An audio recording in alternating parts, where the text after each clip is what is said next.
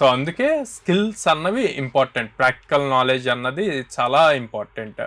So ఈ practical knowledge important అన్నప్పుడు ఏ type of టెక్నాలజీస్లో ఎక్కువ కాన్సన్ట్రేట్ చేయాలి? ఇప్పుడు ప్రజెంట్ 4-2 చదువుతున్న వాళ్ళు, ఇప్పుడు ఎవరైతే నెక్స్ట్ పాస్అవుట్ అవుతారు నెక్స్ట్ 3-4 monthsలో, అట్లాంటి వాళ్ళకైనా సరే, లేకపోతే ఎవరైతే లాస్ట్ ఇయర్ పాస్అవుట్ అయ్యి జాబ్స్ కోసం ట్రై చేస్తున్నారో వీళ్ళందరూ కూడా దీన్ని యూజ్ చేసుకోవచ్చు.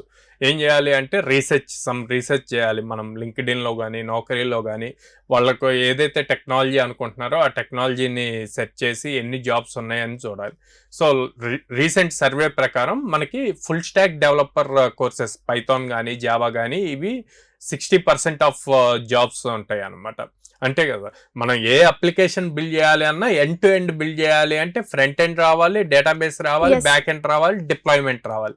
సో ఇదంతా కూడా ఫుల్ స్టాక్ కోర్సెస్ లో కవర్ అవుతుంది. సో అందుకే full stack courses 60% job openings ఉన్నాయి. And individual Python developer, Java developer, React developer, ఇట్లాంటి అన్నీ కూడా 20% ఉంటాయి అన్నమాట. రిమైనింగ్ 20% వచ్చేసి AI, data science, cloud, testing, ఇవన్నీ కలుస్తాయి. సో అందుకే ఎక్కువగా ఎందులో అయితే ఓపెనింగ్స్ ఉంటున్నాయో వాటి మీద ఫోకస్ చేస్తే వీళ్ళు ఈజీగా జాబ్ తెచ్చుకోవటం స్కోప్ ఎక్కువ ఉంటుంది అన్నమాట.